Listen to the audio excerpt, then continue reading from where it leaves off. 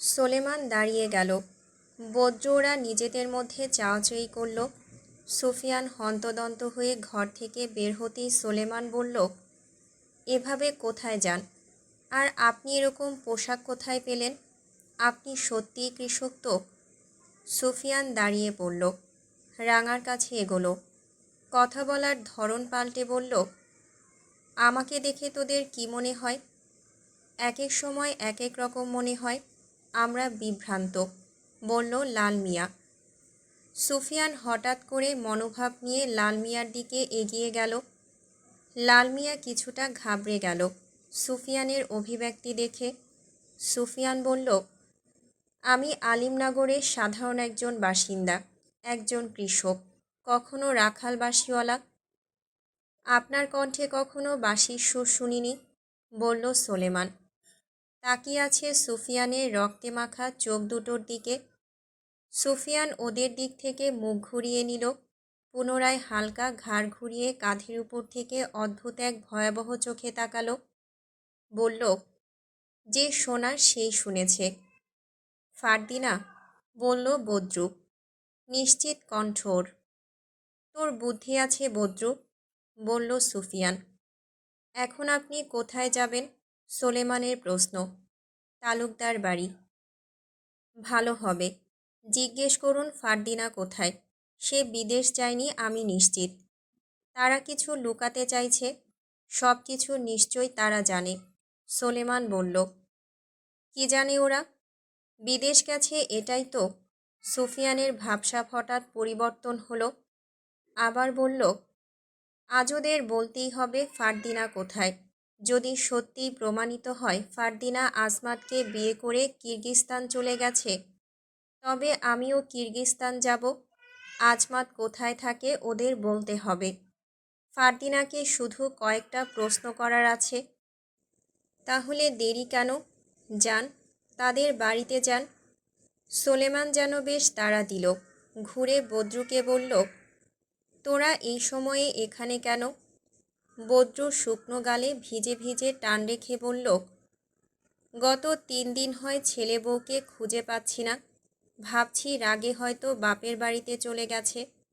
কদিন আগে ঝগড়া হয়েছিল, আজ আমি ওর বাপের বাড়িতে গেলাম, কিন্তু সেখানে গিয়ে দেখি ওর বাবা মা কেউ বাড়িতে নেই। একজনকে জিজ্ঞেস করলাম, উনি বললেন তারা বেশ কদিন হয় হাওয়া হয়ে গেছে, কোথায় গেছে কেউ জানে না। বদ্রুর উদাসীন কণ্ঠে সুফিয়ান চোখ ভাঁজ করল। ওর দিকে তাকিয়ে বলল, কি বলছিস? ঠিকই বলছি। আর এইটা বলতেই আপনার কাছে এসেছি। এখানে এসে দেখি আপনার এই অবস্থা। ফারদিনা কোথাও চলে গেছে, যান, আগে আপনি তাকে খুঁজুন। সোলেমান লুঙ্গিটা ভাঁজ করতে করতে বলল, তুই ঠিকই বলেছিস। গ্রামের কত কত মানুষ হঠাৎ করেই উধাও হয়ে যাচ্ছে। আমিও বিষয়টা লক্ষ্য করেছি। গ্রামটা আর আগের মতো নাই, কেমন যেন নিস্তব্ধ হয়ে গেছে গ্রামটি। লাল মিয়া বলল, গ্রামে ঠিক কী হচ্ছে আমরা খুঁজে বের করব, তবে এখন না। আগে ফারদিনাকে খুঁজে বের করতে হবে। সে কোথায় গেছে জানতে হবে। বিদেশ নাকি ঘরেতেই আছে। সুফিয়ান ওদের চোখে তাকে ভেবে হতাশার ছায়া দেখল। যে মানুষগুলো কোনোদিন পরিবর্তন হবে না ভেবেছিল, তারা আজ পরিবর্তিত। তার সাথে বেইমানি করবে বলেছিল অনেকেই, আজ তার জন্য ওরা চিন্তা করছে। ভেবে সুফিয়ানের আনন্দ হচ্ছে খানিকটা, কিন্তু হৃদয়টা ভেঙে যেন অর্ধেক ঝুলে আছে মাংসপেশির সাথে। ফারদিনার সঠিক খোঁজ না পাওয়া পর্যন্ত হৃদয়টা ভাঙা অবস্থায় থাকবে। ফারদিনা যদি তাকে ছেড়ে সত্যিই চলে গিয়ে থাকে, তবে যেন পুরোপুরি হৃদয়টাই ভেঙে পড়বে, সেই সাথে সেও ভেঙে যাবে হয়তো। সোলেমান সুফিয়ানের দিকে এগোলো, বলল, আপনি দেরি করছেন কেন? যান ওই বাড়ি। আপনি আগে থাকুন, আমরা পেছনে পেছনে আসছি। আর তলোয়ারটা আমাদের কাছে দেন, আগেই ওটা নিয়ে ভেতরে যাওয়া লাগবে না। সুফিয়ান সোলেমানের কথা রাখল, তলোয়ারটা ওর কাছে দিল। এরপর তালুকদার বাড়ির দিকে রওনা হলো। আজ তীব্র শীত।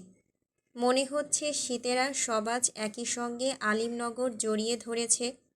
আকাশে মেঘের হাতছানি, চাঁদ আছে, চাঁদকে মেঘ ঢেকে রেখেছিল। এখন মেঘ খণ্ডে খণ্ডে উড়ে গিয়ে চাঁদের আলো দিচ্ছে, কিন্তু সুফিয়ানের শরীর থেকে যেন আগুন বের হচ্ছে। উপরের কোটটা খুলে ফেলল সে। খুলে ফেলতেই পেছন থেকে একজন কোটটা খুলে নিয়ে গেল। বিষয়টা লক্ষ্য করেছে সোলেমান সহ ওরা। ওরা বেশ কিছুটা দূরে ছিল, থ হয়ে দাঁড়িয়ে গেল। সোলেমান বলল, কেউ একজন সুফিয়ানের গা থেকে কোট খুলে নিল। মনে হলো অনুচর। এরপর আর অনুচরকে দেখা গেল না। লালমিয়া বলল, আমিও দেখছি, এসব বাদ দে তো, পরে দেখা যাবে। সুফিয়ানের পরনে শুধু গেঞ্জি। সে এখন তালুকদার বাড়ির সামনে। দুজন পাহারাদার পায়চারি করছে। সুফিয়ান একটা সিগারেট ধরিয়েছে। একজন পাহারাদার তার দিকে এগিয়ে এসে বলল, এত রাতে এইখানে? ভেতরে যাব, দরকার আছে। কিন্তু সর্দার কাউকে ভেতরে যেতে বারণ করেছে। আমাকেও। সুফিয়ান ভ্রু কুঁচকে ফেলল। রশিদ তাকে ভেতরে যেতে বারণ করবে না বলে ধারণা করল, কিন্তু পাহারাদারের পরবর্তী জবাব ধারণা পাল্টে দিল। বলল, আপনাকেও যেতে বারণ করেছে। শুনে কিছুটা অবাক হলো সুফিয়ান। সিগারেটে শেষ টান দিয়ে ফেলে দিয়ে বলল, আমাকে ভেতরে ঢুকতে না দেওয়ার কারণ তা জানি না। সুফিয়ান ওদের কথা শুনল না, ভেতরে প্রবেশ করতে চাইল। তখন হঠাৎ একজন পাহারাদার তার সামনে বাধা দিয়ে হাত বাড়িয়ে দিয়ে বলল, যাবেন না। সুফিয়ানের মেজাজ বিগড়ে গেল। ওদের সাথে রাগ দেখাতে মোটেই ইচ্ছে করছে না, কিন্তু এখন উপায় নেই। যে করেই হোক ভেতরে প্রবেশ করতেই হবে। সুফিয়ান পাহারাদারকে শান্ত কণ্ঠে ক্রোধের আভাস নিয়ে বলল, সর সামনে থেকে। না। পাহারাদার না বলতেই ওর নাক বরাবর এক ঘুষি মারল সুফিয়ান। পাহারাদার পাশে সরে গেল। নাক থেকে রক্ত বের হলো। অন্যান্য পাহারাদার অনুচর সুফিয়ানের তেজ দেখে হকচকিয়ে উঠল। ওরা পাশে থেকেও আরও পাশে সরে গেল। সুফিয়ান আঙুলের ইশারায় হুমকি স্বরূপ বলল, আমি এক কথা একবার বলতে পছন্দ করি, দ্বিতীয়বার বলতে গেলে আমার মস্তিষ্ক আগুনের স্ফুলিঙ্গ হয়ে ওঠে। বলেই সে ভেতরে প্রবেশ করল। ঘরের সদর দরজার সামনে যেতে যেতে মনে হলো দোতলার বারান্দায় কেউ দাঁড়িয়ে আছে। সুফিয়ান স্থির দাঁড়িয়ে থেকে উপরে তাকালো। জেবুন্নেসা দাঁড়িয়ে আছেন। এত রাতে সে যেন সুফিয়ানের আসার অপেক্ষায় ছিলেন।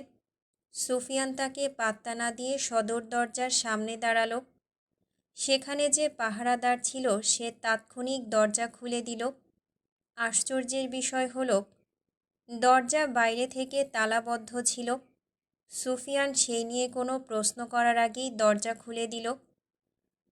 ঘরের ভেতরের বেশিরভাগ আলো নেভানো। 2-4টে লণ্ঠন জ্বলছে। কিছু মশাল দোতলার দেয়ালে জ্বলছে। সুফিয়ান আশেপাশে দেখল, কেউ নেই।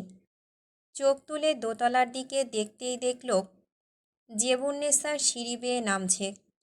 বলল, তুমি এখানে কেন? আজ তোমার সাজসজ্জা অন্যরকম, হঠাৎ রূপ পরিবর্তনের কারণ? আপনার কি মনে হয় কী কারণ হতে পারে? তোমাকে বোঝার মতো ক্ষমতা কারণই, আমারও না। তবে এতটুকু নিশ্চিত তুমি ছেলে সাধারণ কেউ নও। সুফিয়ান নিঃশব্দে হাসল। আপনি অবশেষে একটু হলেও আমাকে চিনতে পেরেছেন। এখন বলো তো, কে তুমি? তোমার উদ্দেশ্য কি? অপেক্ষা করুন, সবটাই জানতে পারবেন। তবে আমার আসল রূপের খেল আপনাদের না দেখালেই ভালো হবে, কারণ আমার তাণ্ডবলীলা সহ্য করতে পারবেন না। জেবুন্নেসা সোফায় বসলেন। বললেন, রূপ দেখালেই তাণ্ডবের খেল দেখতে হবে? এর কারণ? সুফিয়ান ঠোঁট বাঁকিয়ে হাসল। জেবুন্নেসার অপর প্রান্তের সোফায় পায়ের উপর পা তুলে বসল সুফিয়ান। বলল, তখন আপনারা আমার উপর ঝাঁপিয়ে পড়বেন। আর আমি তখন আঘাত করলে আপনারা সেই আঘাত সহ্য করতে পারবেন না। তোমার এখন এই রাতে এই বাড়িতে আসার কারণ বলো। ফারদিনা কোথায়? ও, তার মানে এই কারণ। তোমার আর ফারদিনার প্রেম চলে তা অনেক আগে থেকেই জানি আমি। তোমাদের একসাথে অনেকবার দেখেছি। রাত বিরাতে এখানে ওখানে ঘুরেছো তোমরা, সব দেখেছি। আপনি আমাদের অনুসরণ করতেন লণ্ঠন হাতে, কখনো ক্ষেতের আড়ালে কখনো গাছের আড়ালে। আমিও আপনাকে দেখেছি, কিন্তু আপনার দেখা না দেখা নিয়ে আমার কিছুই যায় আসেনি। আমাকে তুমি সহজভাবে নিতে কেন? আমি চাইলে তোমাদের অনেক ক্ষতি করতে পারতাম। পারতেন, করেননি। সেই সাহস আপনার জন্মায়নি। কারণ আমি তোমার সত্যটা যাচাই করতে চেয়েছিলাম। তোমাকে নিয়ে আগে থেকেই সন্দেহ ছিল, শুধু উপযুক্ত প্রমাণ ছিল না। এখন আছে? সুফিয়ান কঠিন চোখে প্রশ্ন করল। তোমার সাথে ফারদিনার সম্পর্ক ছিল, সেটি সবাই জেনে গেছে। আমিই জানিয়েছি। কিন্তু আফসোস, তোমাদের সম্পর্ক পূর্ণতা পেল না। ফারদিনা বিদেশি ছেলের হাত ধরে চলে গেছে, তাও বিয়ে করে। মিথ্যে কথা, সুফিয়ান আত্মবিশ্বাসের সাথে বলল। থেমে আবার বলল, ও এই বাড়িতেই আছে। আপনারা ওকে লুকিয়ে রেখেছেন। বলুন, ও কোথায়? কোথায় আটকে রেখেছেন? আশ্চর্য, মিথ্যা কেন বলবো আমরা? গত কিছুদিন ধরে জাহাজ চলাচল বন্ধ। তাহলে ওরা বিদেশ গিয়েছে কিভাবে? জেবুন্নেসা নড়ে চড়ে বসলেন। চোখের চারপাশ কুঁচকে গেল খানিকটা। সুফিয়ান তীক্ষ্ণ চোখে লক্ষ্য করল বিষয়টি। বলল, কি হলো? ভয় পেলেন কেন? সত্য জায়গায় পা পড়েছে আমার, তাই মিথ্যের আড়াল থেকে উঠে দাঁড়াতে পারছেন না নিশ্চয়ই। তুমি অনেক বেশি কথা বলো। ওরা ওরা হয়তো অন্য পথে গেছে। কথাগুলো এলোমেলো ছিল। সুফিয়ান হেসে ফেলল। বলল, তোতলাচ্ছেন কেন? যে সত্য কথা বলে সে কখনো তোতলায় না। পান মুখে, তাই কথা আটকে গিয়েছিল। এটাও মিথ্যা কথা। ওনার মুখ একদম পরিষ্কার। মুখে পান থাকলে ঠোঁট লাল থাকত, চিবোত। সুফিয়ান স্পষ্ট দেখল, ওনার মুখে কোনো পান নেই। মুখে কিছু রেখে কথা বললে কথা ভার ভার শোনায়। সুফিয়ান পা নামিয়ে ফেলল। দাঁত কিরমির করে এদিক সেদিক দেখল। বলল, আপনি পান খাচ্ছেন না। আপনি নারী না হয়ে যদি পুরুষ হতেন, এতক্ষণে আপনার জিহ্বা টেনে ছিঁড়ে ফেলতাম আমি। তোমার সাহস তো কম নয়। আমার জিহ্বা ছেঁড়ার কথা বলছো? ছেঁড়ার কথা বলেছি, কিন্তু ছিঁড়িনি। আপনার ভাগ্য ভালো। বেশিক্ষণ ভালো থাকবে না যদি সঠিক তথ্য না দিন। আমার কথা বিশ্বাস না হলে আদিবকে জিজ্ঞেস করো। আদিব সিঁড়ি দিয়ে নেমে সুফিয়ানের পেছনে আসলো। পায়চারি করতে করতে বলল, তুই এখানে আবার এসেছিস কেন? সুফিয়ান দাঁড়িয়ে বলল, তোরা মিথ্যা বলেছিস কেন? ফারদিনা বিদেশ যায়নি। জাহাজ চলাচল বন্ধ। তাহলে ওরা নিশ্চয়ই উড়ে উড়ে যায়নি। আমরা কখন বললাম ওরা সমুদ্রপথে গিয়েছে? উটে চড়ে গিয়েছে, মরুভূমির পথে। সুফিয়ান হঠাৎ করে স্তব্ধ হয়ে গেল। আদিবের কণ্ঠে মিথ্যার আশ্রয় দেখা যাচ্ছে না। সে খানিকক্ষণের জন্য বিশ্বাস করে ফেলল, উটে চড়ে দূরের পথ পাড়ি দেওয়া যায়। বিষয়টি সুফিয়ান ভুলেই গিয়েছিল। এখন সে কি করবে? কিরগিস্তান চলে যাবে? ফারদিনা কি সত্যিই তাকে ছেড়ে চলে গেছে? পুনরায় ভাবনাগুলো তার ভেতরে ঘুরপাক খাচ্ছে। সে দুর্বল হয়ে গেল। বুকের ভেতর ধুক ধুক শব্দ সৃষ্টি হচ্ছে। আদিব সুফিয়ানের দিকে তাকিয়ে বলল, তোর রূপ পরিবর্তন। তুই নিশ্চয়ই কৃষক না? একজন কৃষক শিক্ষিত ছেলেদের মতন চলতে পারে না, শুদ্ধ ভাষায় কথা বলতে পারে না, চোরদের শুদ্ধ ভাষা শেখাতে পারে না, লিখতে পারে না, শহুরে ছেলেদের মতন পোশাক পরতে পারে না, বিশেষ করে সেই পোশাক কেনার সামর্থ্য থাকতে পারে না। তোর এই সামর্থ্য কোথা থেকে আসলো? ইউরোপ থেকে আসা সিগারেট খাওয়ার সামর্থ্য তোর কোথা থেকে আসলো? আমি ইউরোপের সিগারেট খেয়েছি। তা তুই জানলি কিভাবে? আমার কাছে অনেক তথ্যই আসে। তুই যদি ভেবে থাকিস তুই একাই চালাক তাহলে ভুল। সুফিয়ানের রাগ উঠল, কিন্তু রাগ বহিঃপ্রকাশ করল না। বলল, আমার এখনও বিশ্বাস হচ্ছে না ফার্দিনা বিদেশ চলে গেছে, তাও অন্য কারো হাত ধরে। তুই খোঁজ নে দরকার হয়। আমি ওর ঘরে একবার যেতে চাই। আদিব ভেবে বলল, চল। ফারদিনার ঘরে তারা গেল। আদিব একপাশে দাঁড়ায়। জেবুন্নেসা সুফিয়ানের দিকে একবার একবার আদিবের দিকে তাকালো। সুফিয়ান ঘরটির চারপাশ দেখল, বিছানা উল্টিয়ে পাল্টিয়ে দেখল। কি খুঁজছে নিজেও যেন বুঝতে পারছে না। মাথা থেকে সব কিছু বেরিয়ে যাচ্ছে। কিছুক্ষণ পর বোধহয় নিজের নামটাও ভুলে যাবে সে। সেই উপক্রমই দেখা দিচ্ছে। আদিব জেবুন্নেসাকে ইশারা করল। জেবুন্নেসা মাথা নাড়িয়ে বোঝালো সে বুঝেছে। এরপর কোথাও গিয়ে একটা ভাঁজ করা কাগজ উদ্ভ্রান্ত সুফিয়ানের দিকে এগিয়ে দিল। সুফিয়ান বিছানার বালিশ উল্টাচ্ছিল। হাত থামিয়ে কাগজটার দিকে তাকালো। আদিব বলল, ফারদিনা নিশ্চয়ই তোর জন্য চিঠি রেখে গেছে। এটাই ভেবেছিস তো? এতক্ষণ ধরে ওটাই খুঁজতেছিলিস? নে, পড়ে দেখ কী লেখা আছে। সকালে তোকে দেব বলে মনে ছিল না? সুফিয়ানের হাত কাঁপছে। তার রূপের সাথে যেন ভেজা চোখ, কাপা হাত বেমানান লাগছে। চিঠিটা খুলল। প্রিয় বাঁশিওয়ালা, তোমার বাঁশির সুরে প্রথমবারের মতো ছুটে গিয়েছিলাম অন্ধকার রাতে। ভয় আতঙ্কের মাঝেও যেন তোমার বাঁশির সুরে একরকম সাহস তৈরি হয়েছিল সেদিন। কী ছিল তোমার বাঁশির সুরে আমি জানি না। পাগলের মতন ছুটে গিয়েছিলাম অচেনা বাঁশিওয়ালার কাছে। তোমাকে দেখা মাত্রই ভয়ে মরা জীবনটা হঠাৎ যেন আনন্দ আর সাহসে ভরে উঠেছিল। তোমার সুর আমাকে মুগ্ধ করে। তোমার ওই মায়াভরা দৃষ্টি আমাকে মুগ্ধ করে। প্রথমবারের মতো সেদিন তুমি আমাকে শত্রুদের হাত থেকে রক্ষা করেছিলে। সেদিনই ধরে নিয়েছিলাম এই মানুষটি আমাকে হয়তো সারা জীবন আগলে রাখার জন্য উপযুক্ত, নিখুঁত। ভালোবেসে ফেলেছিলাম তোমার সরলতাকে। একজন সাধারণ বাঁশিওয়ালার মায়ায় আটকে গিয়েছিলাম। জমিদারের মেয়ে হয়ে একজন সাধারণ কৃষককে ভালোবাসাটা অন্যদের কাছে অস্বাভাবিক মনে হলেও আমার কাছে সেই তুমিই ছিলে সেরা। কিছুটা সময়ের ব্যবধানে আমার অনুভূতি আর চেপে রাখতে পারলাম না। প্রকাশ করেই দিলাম আমি তোমাকে ভালোবাসি। তুমিও বললে আমাকে ভালোবাসো।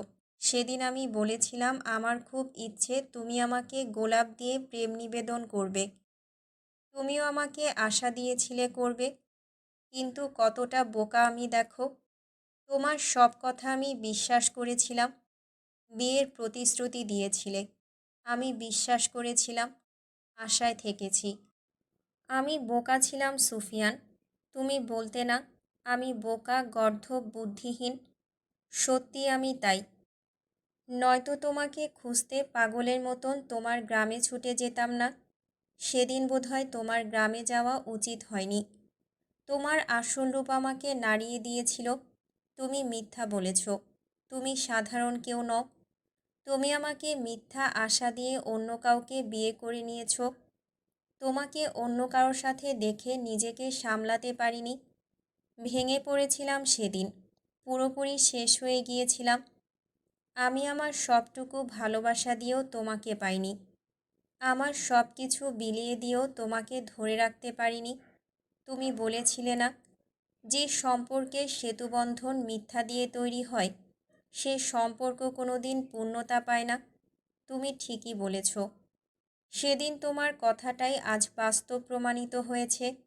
আমাদের সম্পর্ক পূর্ণতা পায়নি। কিভাবে পাবে? তুমি তো আমাকে ভালোই বাসনি। আমি বোকার মতো ভালোবেসে আজ সত্যি হেরে গেছি। আমি তোমাকে অভিশাপ দেব না। সবসময় চাইব তোমার ভালো হোক। তোমার স্ত্রীকে নিয়ে ভালো থেকো। আফসোস, তোমার বাঁশির সুর আর শোনা হলো না, আর হয়তো কোনো দিন হবেও না। আমি দূরে চলে যাচ্ছি। এখানে থাকলেই তোমার কথা বেশি বেশি মনে পড়বে। তোমার স্মৃতিগুলো নাড়া দেবে, সহ্য করতে পারবো না। ভালো থেকো। ইতি বোকা ফারদিনা। সুফিয়ান চিঠিটা পড়তে পড়তে চোখ দুটো একদম ভিজে গিয়েছে জলে।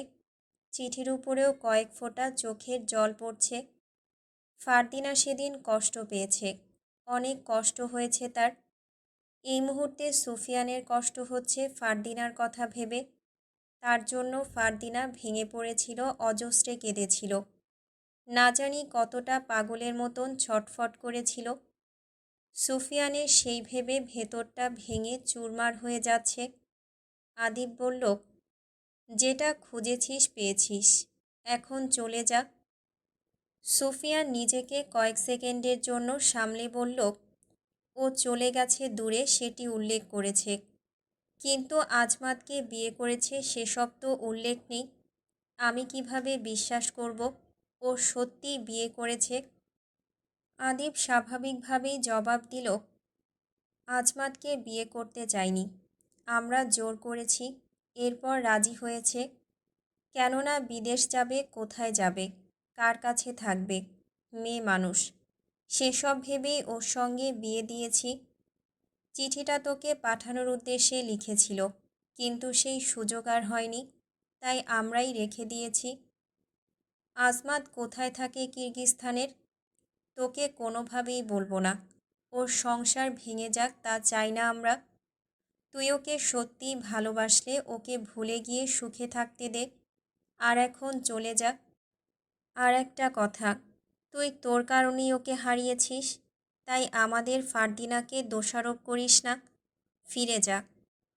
সুফিয়ান ঠিক কী বলবে বুঝতে পারল না, কোনো জবাব যেন খুঁজে পাচ্ছে না। জবাব দেওয়ার জন্য হলেও শব্দ তৈরি করতে হয়, সেই শব্দই যেন ভুলে যাচ্ছে। চিঠিটা পকেটে রাখল।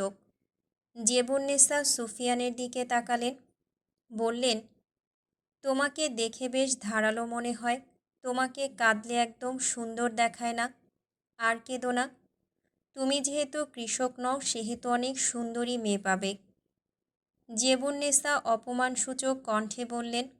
সুফিয়ান চোয়াল শক্ত করে ওনার দিকে তেড়েই যাচ্ছিল, এরপর হঠাৎ করে থেমে গেল। পুনরায় ঘরটির দিকে তাকালো। জেবুন্নেসা আবারও বললেন সুফিয়ানকে চলে যেতে। সুফিয়ান নির্বিঘ্নে ঘরটি থেকে বের হলো। বাড়িটির আনাচে কানাচে অবধি তাকাচ্ছে, প্রতিটা দেয়াল যেন তার দিকে তাকিয়ে ছি ছি করছে। তালুকদার বাড়ি ছেড়ে চলে যেতে যেতে মনে পড়ল ফারদিনার গোলাপ গাছটার কথা। শেষবারের মতো একবার গাছটা দেখবে। ফারদিনা চলে গেছে চিঠিতে স্পষ্টভাবে উল্লেখ করা, তবুও বিষাদ মন মানছে না।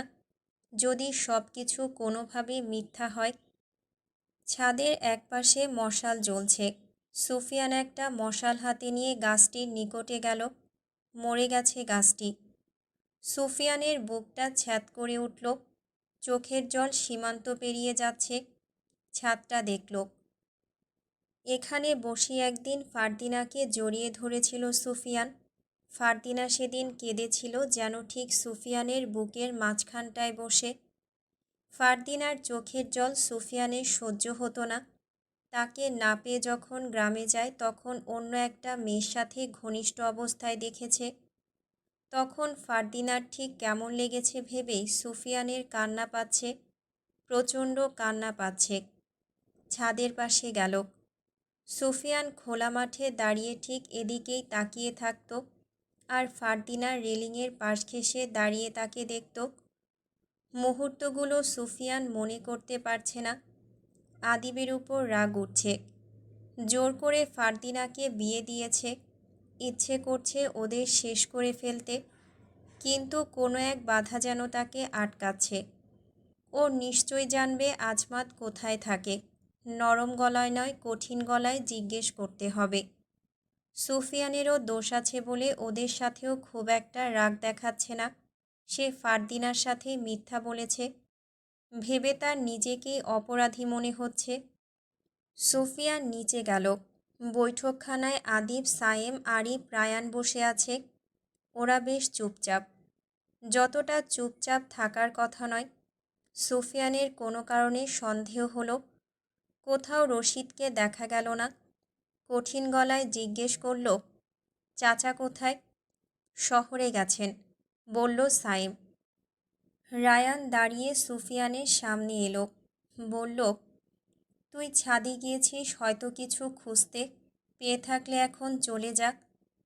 সুফিয়ান রায়ানের চোখের দিকে সরাসরি তাকিয়ে বলল, যদি ফারদিনা বিদেশ গিয়ে থাকে তবে আজমাত কোথায়? আমার সেই ঠিকানা ঠিক আগামী 12 ঘন্টার মধ্যে চাই। আর যদি তোরা কোনো মিথ্যা বলে থাকিস সেটাও আগামী 12 থেকে 24 ঘন্টার ভেতরে স্বীকার করে ফেলিস। 24 কেন, এর বেশি অপেক্ষা করলেও সত্য মিথ্যা হয়ে যাবে না।